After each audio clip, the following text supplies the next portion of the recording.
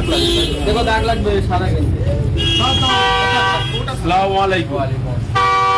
তুমি আমার একটা অনুরোধ আছে, বিশেষ করে মানে আপনার মতন যারা এই গোমাংস বিক্রি করছে তাদের কাছে আমার অনুরোধ, যদি ধরো এটা তো আমার খাদ্য, আমরা ইসলাম ধর্মে বা সবাই একবার পছন্দ করে করে ইসলাম ধর্ম গ্রহণ করছে বলে সবাই গোমাংস খাবে, সেটা তো না, যার ইচ্ছা সে খাচ্ছে।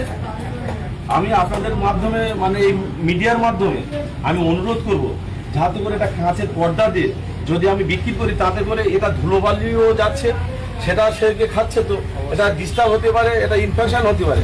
আমি যতটা মাংসের দোকান আছে আপনার মাধ্যমে আমি অনুরোধ করব, যদি আমাদের এই কথাটা রাখা যায় কি দেখবেন, আমাদের কথা আমাদের কথাটা রাখার চেষ্টা করুন, কারণ এটা অনেকে পছন্দ করে অনেকে করে না।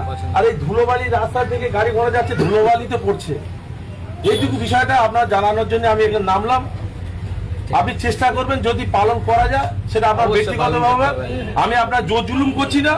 আর আমরা যে আবার এই বার্তা যেন না যায় যে বিজেপির পক্ষ থেকে এসে আমার গো মাংস খাওয়া নিষেধ করছে বা দোকান বন্ধ করে দিচ্ছে, এরকম কোনো যেন বার্তা না যায়। আমি আপনার শুধু কাজ দেওয়ার জন্য আপনার কাছে হাত জোড় করে অনুরোধ করছি। চলো চলো চলো।